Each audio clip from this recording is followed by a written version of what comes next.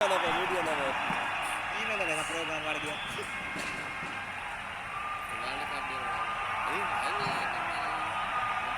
we'll also invite Mr. Richard Marles, the Deputy Prime Minister of Australia.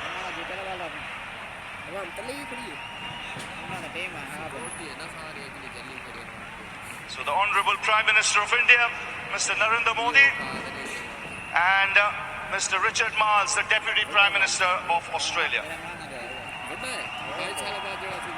Well, thank you, Pat. I'd now request you to go and collect the World Cup from the Honourable Prime Minister of India, Mr. Narendra Modi. And congratulations to Australia.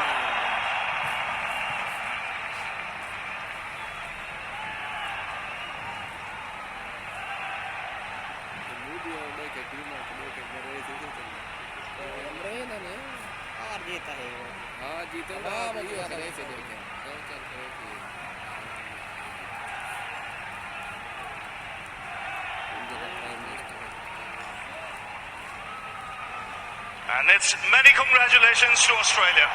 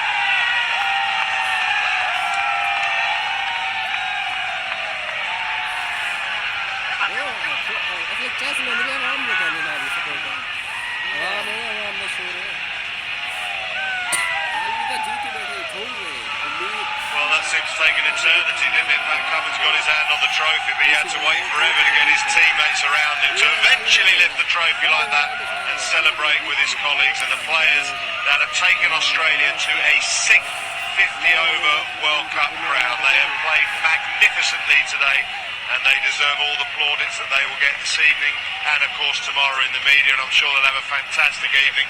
Owen, what does that feel like? All that hard work, Captain, you finally get your teammates around you, get the trophy and you can celebrate together. Oh, it's pure elation. What a moment for Pat Cummins and his team. They've shown a huge amount of character throughout this tournament, and they've been tested in all facets, everything from Glenn Maxwell getting concussion to the likes of Mitchell Marsh having to take a couple of days off to catch a flight back to Australia.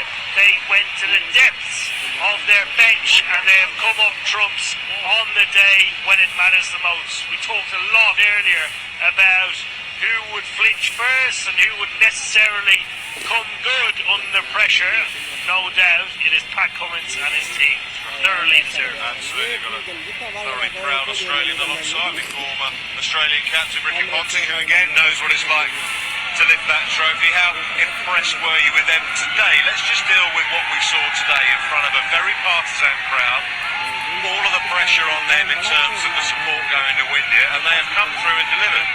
I think they've been almost faultless today, to be honest. I mean, even Pat deciding to bowl first at the toss, that's a gutsy, courageous move. They knew what they wanted to do. They felt that if they could bowl well on that dry wicket early on and restrict it, batting was going to get easier in the second innings. But we all know if you get that call wrong and you lose the game, I mean that's a huge decision to make for a relatively young captain. So very, very good cricket. I thought his leadership actually has got better and better right through the tournament. You know, his bowling's got better.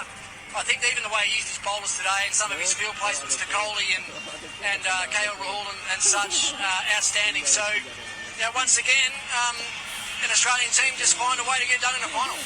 How come as the captain? I want to touch back on that because there has been comment about his captaincy, but the success this year has been extraordinary. World Test champions, retained the Ashes, and now this. Yeah, I don't know where the negativity's come from because there's been no real basis for it. You look at their overall Test record since he's been captain is outstanding. Whenever he's put on the yellow colours and captain as well, and now he's a World Cup winning captain, and as you say, a World Test Championship winning captain. So, and a captain that retained the Ashes. So I said in comments today, I think that negativity needs to be put aside now because there have been a number of moments.